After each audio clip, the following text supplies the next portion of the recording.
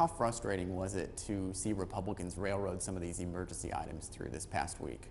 Well, I'm frustrating in the sense that, I think you can abuse the process. There's no question that they have a supermajority. The people in the state of Texas elected them. So when you have 101 Republicans to 49 Democrats, you practically can do almost anything that you want to do. The reality is just because you can doesn't necessarily mean that you should. So over the last few days, to see motions to suspend or the previous question, cut off debate, limit debate, go immediate to a vote and pass things out, clearly indicates that regardless of the House rules, if a decision is made that these are the bills that we want to have, then these are the bills that we're going to pass out regardless of what the House rules say, regardless of whether or not they're in violation of the House rules. It's going to take place. Do they have the right to do it? Is it in the rule book? The answer is yes. Should you do it? I think it should be very seldomly used. And I think it should be used when the process itself is abused, and then you use this option to cut things off and proceed to a vote. So frustrating, disappointing, but I've been around here for 22 years and it is what it is. Would Democrats do the same thing if the tables were turned? I would like to think not. In fact, I think if you go back and look over the last 20, 25 years, going to the previous question on a bill has been very seldomly used. We have used it, for example, twice let's say within a week's time. That's saying a lot. And who's to say that it's not going to be used a few more times before this session is over? It's not necessarily about whether or not your Democrats are in control or Republicans are in control. It's about the integrity of the House and the respect that we give to one another.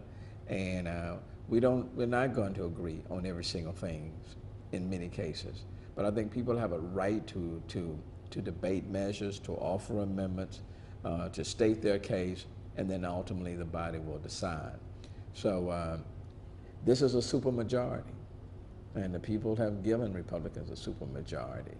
But that does not mean that just because you have the power to utilize that hammer, that you should, or that it's in the best interest of the House or the people of the state of Texas. So I disagree with it. But each day brings new opportunities, and so we'll see what happens as we move forward. If you ask some Republicans, they might say that they felt like they had no other choice because Democrats, had so many points of order and strings of amendments. This is nothing new. If there's a bill that has come through the process that violates the House rules, then people have a right to call it. I may not like the fact that a point of order is called on my bill. You have the right to call it. Okay. So that is a part of the process. Points of order have been around for a long time. I've been here now, I'm in my 22nd year. They were used before I came. They will be used after I have gone. So people have that right. And you have to look at it. If you're at 101 and Democrats are at 49, or even if the tables were reversed, you utilize what you can to represent the people of your district. I'm not opposed to people using any aspect, any part of the House rules. My objection and what I've said to the leadership and what I've said on the House floor, that when you go to the point where you move to suspend all rules, or you move the previous question, those are things that you use as the last resort when there has been, in a sense, maybe an abuse. But those are not things that you say you're going to do because you happen to have 101, a supermajority, and these are bills that you believe you just need to have, irrespective of the debate that's taking place or whether or not they have been violative of the House rules in moving through the process. So those are things that you use at the very end. I don't think we were at the very end.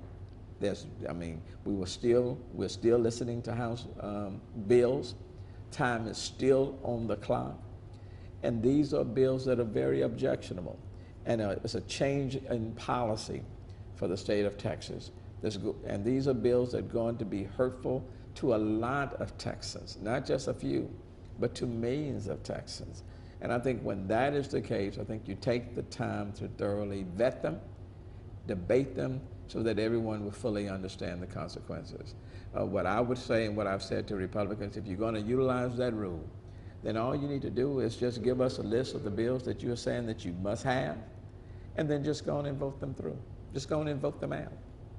Why go through the charade of having a debate and people putting forth amendments or researching the rules to see whether or not there are points of order when you have made a calculated decision that I have to have House Bill 1, House Bill 2, House Bill 3, and I'm just using these imaginary numbers, and you're going to use your supermajority to get them passed before we leave here anyway. If that's the case, save me and others a lot of time. And just say, Representative Turner, you know, we intend to pass House Bills 1, 2, and 3, regardless of the debate, regardless of the points of order. We have the numbers, and we are going to pass them, and we're going to send them to the governor, then fine. But let's not play the game. Let's not play that game. And I think for me, it's like games are being played when you know at the end of the day, irrespective of the debate, amendments, or points of orders, you are going to have these bills.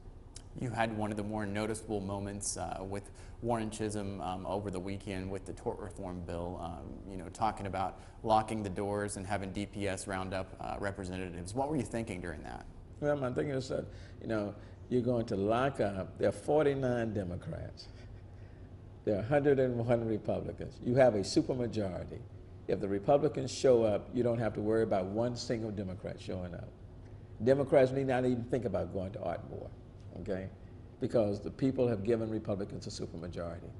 Now that when Republicans decide not to show up, now they made a decision, some of them not to show up on a Saturday, so you're gonna lock the few of us Democrats up in order for you to have a quorum to work against our interests.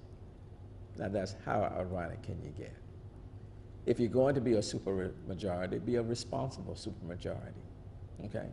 Don't you go home, or you go on vacation, or you take care of your personal business, whatever it may be, and then lock the rest of us in order to work against our perceived best interest. Is that not crazy? I mean, I'm gonna work to you're gonna lock me in to work to my demise. Is that not crazy? So just the thought of locking us who showed up in, while those Republicans who did not come are someplace else, to me was ludicrous. And if you're gonna do it, let's go all the way, okay? Let's all of us stay here and not go and find the other Republicans and Democrats who are not here. Bring them to the Capitol, and we'll all just wait. I just thought what Representative Chisholm did was, you know, was not wise. Representative Chisholm and I came at the same time. He's very artful, crafty. I just think that was not a wise thing to do. How are things going with the conference committee so far? Well, I mean, we're moving through it. Things are going very quickly. I mean, very, very quickly. We have not formally met, but there are work groups, meeting with the Senate counterparts, for example. But look at it from my point of view, okay? I don't think the Senate has a budget that's high enough to meet the basic needs of Texans. They jettisoned $3 billion from the rainy day fund. So I don't think the Senate's bill is enough to meet the basic infrastructure, health needs, educational needs for the members of for the people of the state of Texas. Now, if I don't think the Senate bill is enough, you already know how I feel about the House bill, okay?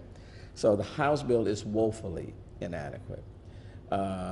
So for me, and for the people in my district, neither version is acceptable.